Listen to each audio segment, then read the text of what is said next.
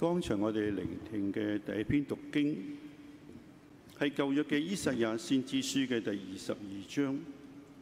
首先，我哋要了解呢段經文嘅歷史背景，係喺公元前嘅第8世紀。當時有個王呢，叫做厄利雅金，佢本身係一個非常之精明，不過亦都好單純嘅一個國王。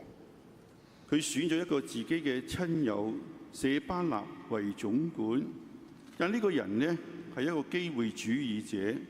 亦都好陰謀、貪污受賄嘅情況時都發生。最後呢一位貪官呢，總管被解除權力。呢段經文非常之有意思，因為佢講咗要將權力交俾新總管嘅原因，係因為舊嘅總管係一個冇管理能力同埋貪污嘅人，而新嘅總管呢係頗有能力嘅。以賽亞先知用呢個諷刺嘅口吻描述厄利雅金皇位嘅終結，呢個係對厄利雅金國王任人唯親所引致結果嘅絕妙嘅諷刺。厄利雅金國王將自己嘅皇位委託俾自己嘅親戚、朋友同埋子孫去管理，最後所委託嘅呢班人呢，變成咗王國裏邊嘅負擔同埋製造麻煩者。可憐嘅厄利雅金，一位非常原本好嘅國王，最後呢仲係被呢啲權力所腐敗。喺前幾日星期二晚上，我同一班鹽田梓嘅老村民大家相聚，傾下點樣。大概8年前嘅時間，我哋有啲人去咗英國，去訪問移民咗幾十年嘅老街坊，呢啲村民一啲口述嘅歷史，一啲辛苦嘅情況。我哋想將呢啲嘅變成一啲文本或者繪本，繼續去推廣鹽田梓嘅歷史。其中有位村民叫做阿輝，佢分享佢話一個叫做鹽田梓嘅美麗小島上邊，阿輝細個喺愉快當中長大。之後佢坐飛機去到一個好遠好遠嘅地方英國，為咗幫忙爸爸媽媽嘅餐館生意，佢一邊好認真讀書，一邊呢用剛學會嘅英文去幫客人點菜。長大咗之後，阿輝佢學會咗嚴厲嘅好犀利嘅電腦同埋法律嘅本能，仲成為咗一個了不起嘅太平紳士。佢喺法庭上邊呢，好似一個公正嘅大神探。專門咧係幫助大家解決難題、維護公平，讓啲壞人有機會改過自新，亦都為受傷嘅人咧得到溫暖。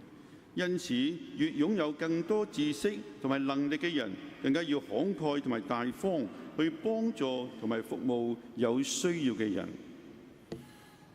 今日我哋聆聽嘅係馬太福音嘅第16章。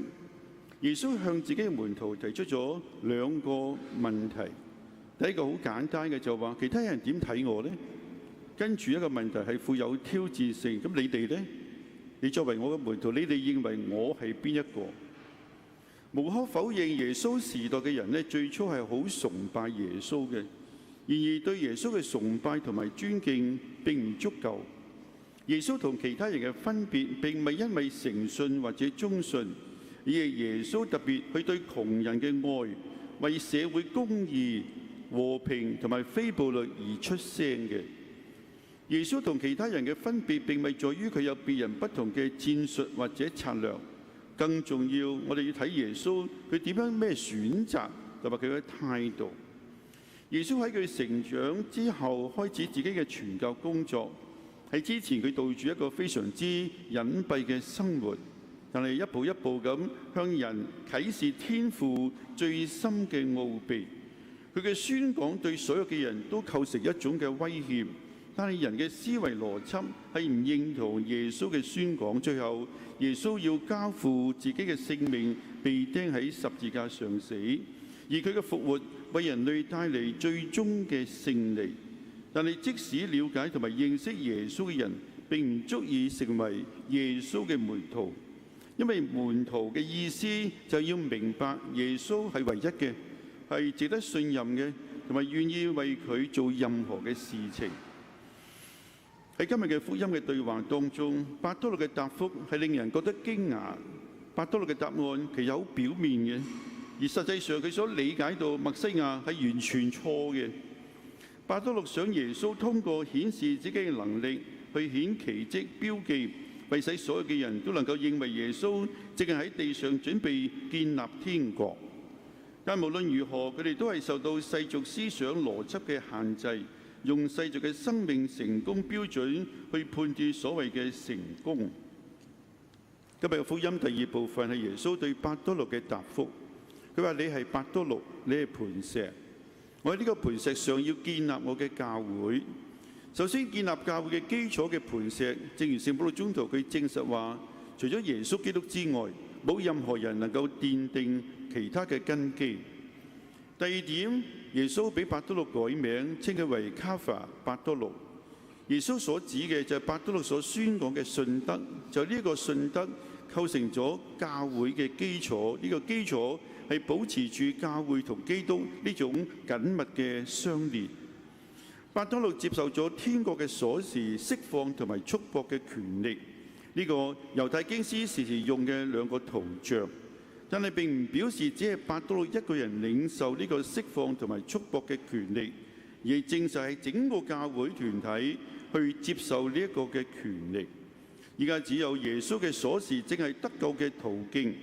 而家有咗呢個新嘅標準，可以成為耶穌嘅門徒，並且能夠進入天主內嘅鎖匙，就係伯多祿所宣告嘅信德。耶穌就係默西亞，耶穌就係永生天主之子。耶穌將天國嘅鎖匙交俾伯多祿，並未要佢做天國嘅守門人，亦都未要佢做耶穌所託付俾佢嘅人嘅主人，而係要佢伯多祿要成為所有牧者嘅模範。耶穌要求伯多祿向所有嘅人打開認識基督嘅福音大門。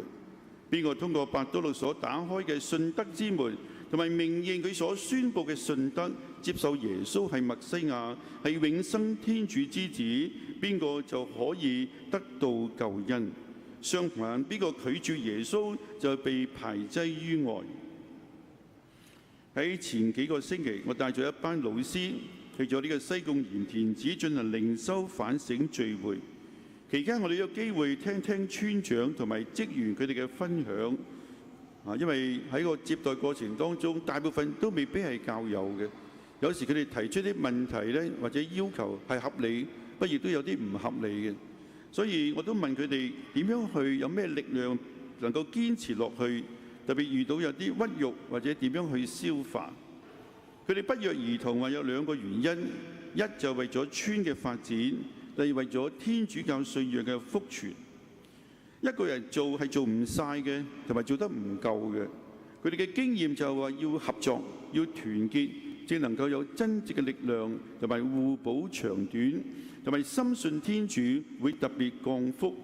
喺大自然嘅環境幫助自己同埋其他人可以同天主相遇。